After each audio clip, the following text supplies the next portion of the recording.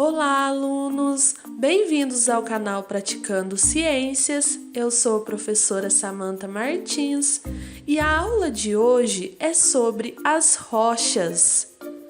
Quando você caminha por calçadas de paralelepípedos, recolhe pedrinhas na beira de um rio ou simplesmente joga um cascalho na água, talvez você não saiba que está caminhando ou brincando com o agrupamento de minerais que podem ter levado milhões ou até bilhões de anos para se formarem.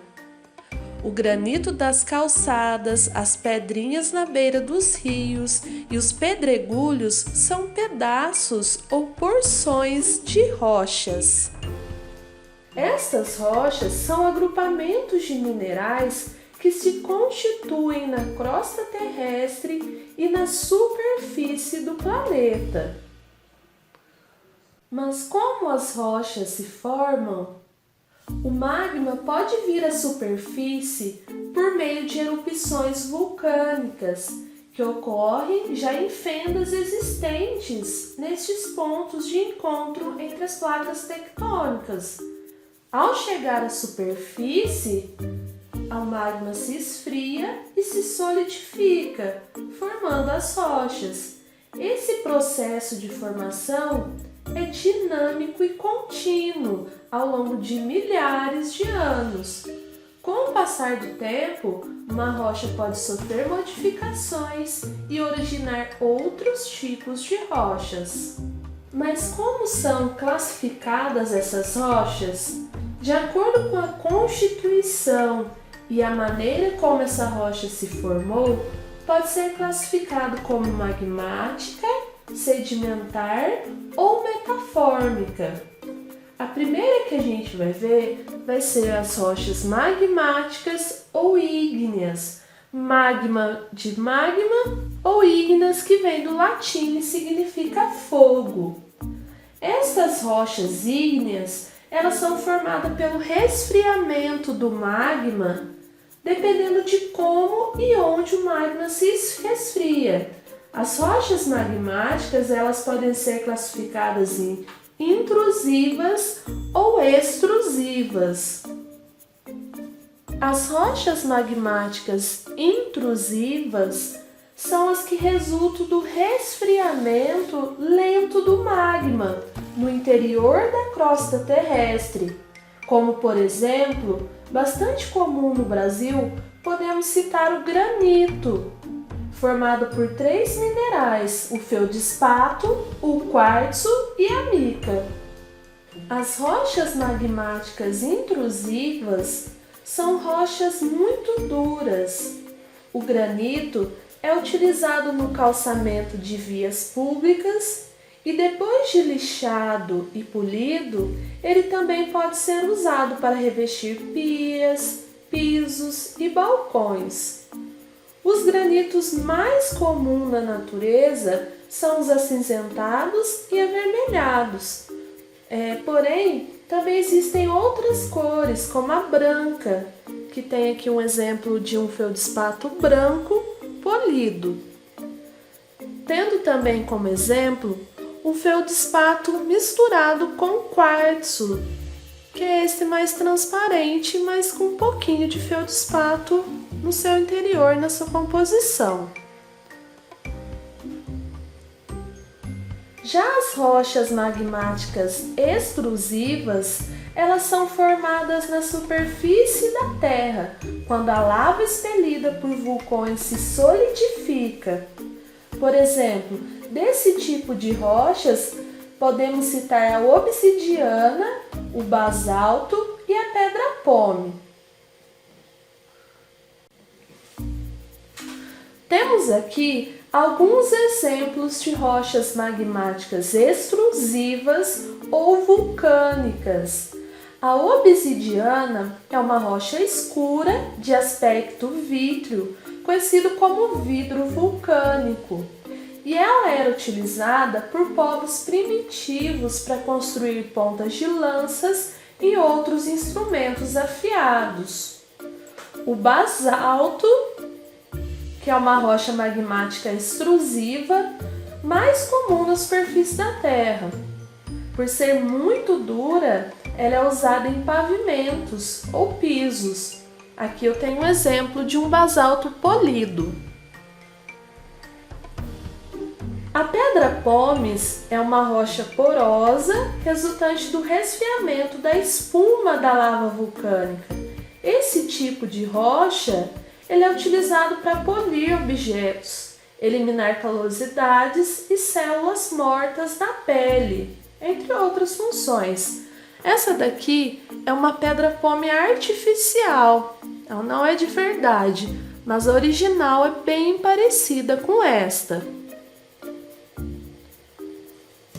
Quando estas rochas elas sofrem um processo chamado de intemperismo, que são as alterações físicas ou químicas que as rochas e seus minerais podem sofrer, por exemplo, o vento ou a pressão, chuvas, o calor,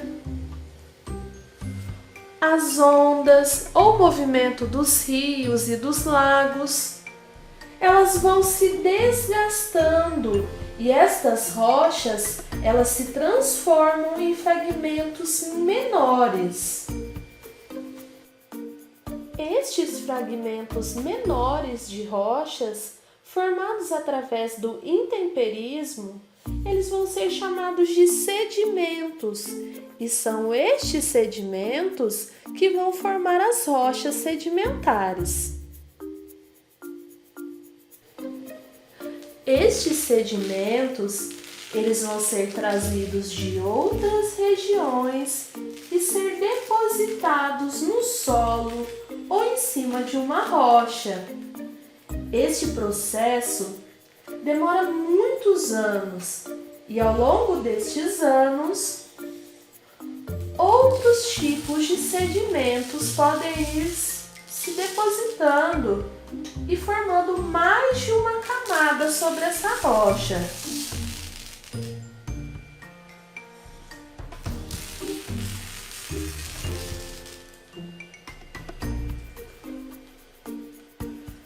Além disso, outros fatores podem interferir nesses sedimentos, alterando a sua composição, como a chuva, o vento, o calor, o movimento das ondas e dos lagos, rios.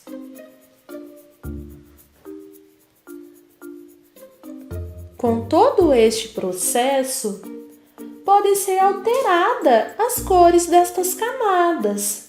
Neste processo de deposição, podem também ser depositados vestígios de animais ou fragmentos de animais que viveram ali.